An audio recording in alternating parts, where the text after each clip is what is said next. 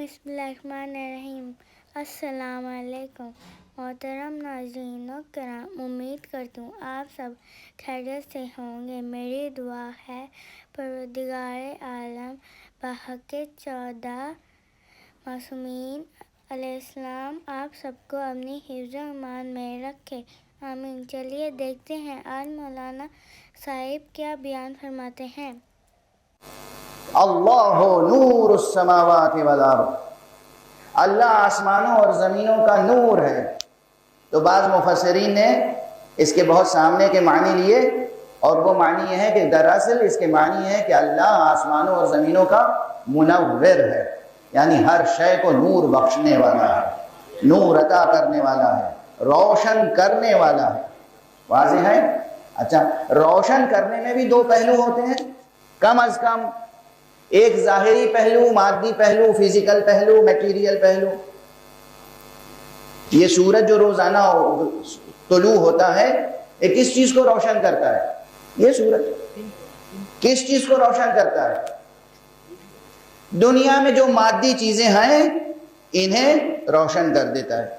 زمین نظر آنے لگتی ہے، دریا، سمندر، درخت، پہاڑ، سبززار، چمن، گلزار، خود انسان ایک دوسرے کا چہرہ دیکھنے لگتے ہیں سورج کی روشنی میں۔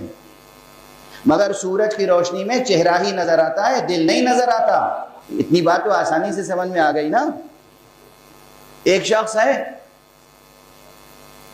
آپ اسے اپنا دوست سمجھتے ہیں، برسہ برس سے پتہ نہیں دوست ہے یا نہیں۔ ایک شخص ہے، آپ اسے دشمن سمجھتے ہیں، لیکن حقیقتاً پتہ نہیں وہ دشمن ہے یا نہیں۔ کبھی کبھی صرف خوش فہمیاں اور غلط فہمیاں اپنا رول پلے کرتی رہتی ہیں، کہیں خوش فہمیاں نور بکھیرتی ہیں اور کہیں غلط فہمیاں تاریکیاں پیدا کر دیتی ہیں۔ تو آپ سمجھ رہے ہیں کہ یہ میرا دوست ہے اور یہ میرا دشمن۔ روزانہ سورج کی روشنی میں اسے دیکھتے ہیں، مگر سورج کی روشنی میں نہ غلط فہمی دور ہوتی ہے، نہ خوش فہمی کافور ہوتی ہے۔ اب کوئی ایسی روشنی بھی ہونی چاہیے نا جو اس چہرے پہ پڑا ہوا نقاب ہٹا دے، جو اس چہرے پر پڑا ہوا حجاب ہٹا دے، نظر آئے کہ بھئی یہ شخص جسے ہم دوست سمجھ رہے تھے یہ دراصل دوست نہیں ہے، دشمن ہے۔ یہ شخص جسے ہم دشمن سمجھ رہے تھے یہ دشمن نہیں ہے، یہ تو بہت اچھا انسان ہے، اس کے دل میں تو ہماری کوئی دشمنی نہیں ہے، یہ تو ہمارا دوست ہے۔ یہ باطن کی حقیقت، یہ کردار کی حقیقت، یہ سیرت کی حقیقت، یہ نیتوں کو روشنی بخشنا اس سورج کا کام نہیں ہے، اس کے لیے کوئی اور سورج چاہیے۔ لیکن ان مجلسوں سے دوست اور دشمن کی پہچان بھی اگر لے کے ہم اپنی زندگی کو سنوار نہ سکے تو پھر سرکار سید الشہداء کے تذکرے کے انوار اور اقدار کیسے سامنے آئیں گے؟ اس سے کیسے فائدہ اٹھائیں گے؟ وہ نگاہیں جو ایک نظر ڈال کے پہچان لیتی تھی کہ حر دشمن نہیں ہے، دوست ہے، ان نگاہوں میں کون سا نور ہے؟ یہ سورج کا دیا ہوا نور نہیں، وہ تو خیر وہ ہے کہ جو خود سراپا نور ہے،